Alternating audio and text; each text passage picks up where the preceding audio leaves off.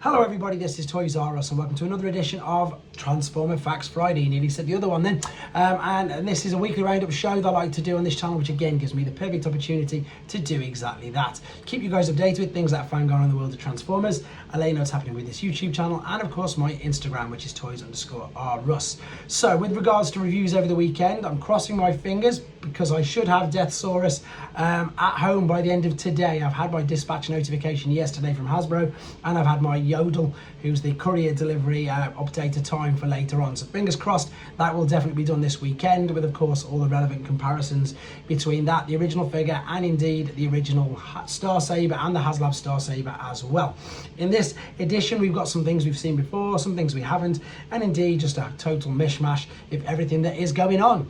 I'm going to start off though with some things that we've definitely seen before, but these photos just showcase how good the figures are. So I've highlighted this photographer before.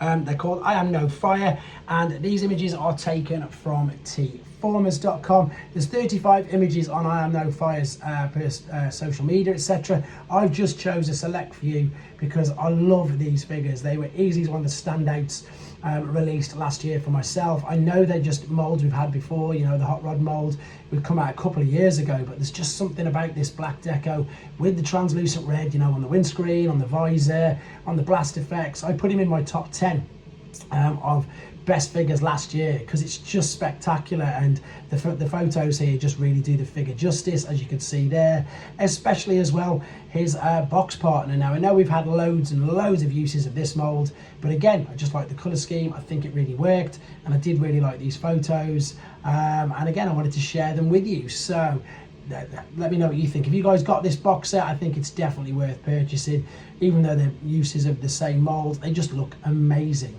Right, moving on, we've had the inevitable happen. This is of course Bishuju figures. This is Skywarp.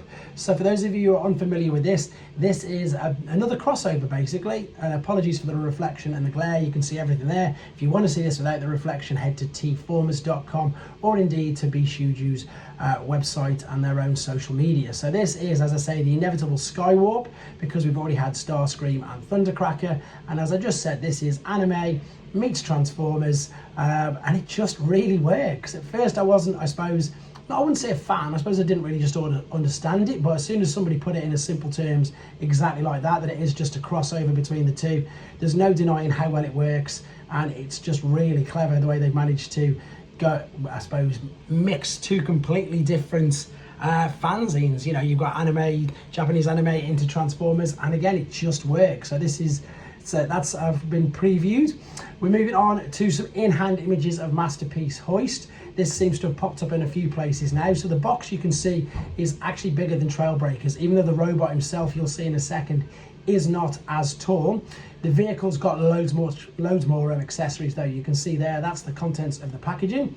There is the crane arm, the additional bumper, and all of the rest of the effects I'm going to show you in a second. Now what they're really showing off with this is the articulation on the figure, and again he does look great, very toon accurate, which is of course what the Masterpiece toy line aims to do. And you can see there that he's just a fraction longer, and yeah, just a teeny bit longer there in vehicle mode. But again, apologies for the reflection, the robot mode for Trailbreaker is much bigger. But of course Hoist comes with the extra accessories, the attachment, and I've actually seen other images where he's towing Bumblebee along, but I couldn't find that in time for this video. Right, there's the crane as well. I'm sure you'll agree it looks great. I've got him on pre-order, so can't wait to do the review of that as well. These are things just recapping that we've already seen. Of course, Legacy Tidal Wave is available to order now, and of course there's the Easter egg on the back of the box where you can see Armada Galvatron as well. Although not officially revealed, they've done it basically via the pictures on the back of the box, and you can see all these images in much more detail on TFW 2005. And this is just again a couple of quick recaps. This is allegedly going to be the new Trailbreaker that is going to be part of the 5-pack of figures.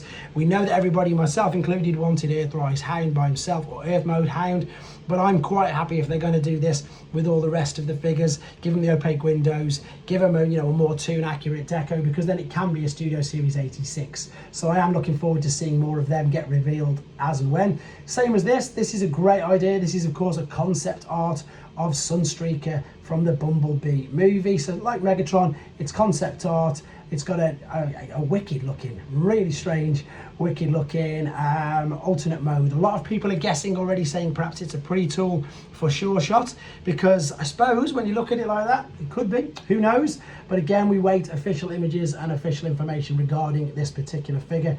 These allegedly are first looks, but they're not confirmed. Right, this is looking amazing, and this is somebody else who I like to showcase on here. So this is via T-Formers, but it's from Mang Motion. This is all to do with the new Pangu Toys 24 centimeters unofficial Commander oversized version. This unofficial Optimus Prime is an all new mold based on the old G1 designs at large scale, and you can see the figure compared to other Primes. So this is brilliant. This is some images from Mang Motion's YouTube channel. There he is with New Age's Agamemnon, they call him, but of course it's Generation 1 Megatron. That's how big this vehicle is. There it is as well, compared to some other Optimus Primes, right down to the little Doctor Wu scale at the end. And then this photo here is spectacular. So there you go, loads of little Doctor Wu figures with the Prime coming over the arc. That's spectacular. I just wanted to share that with you.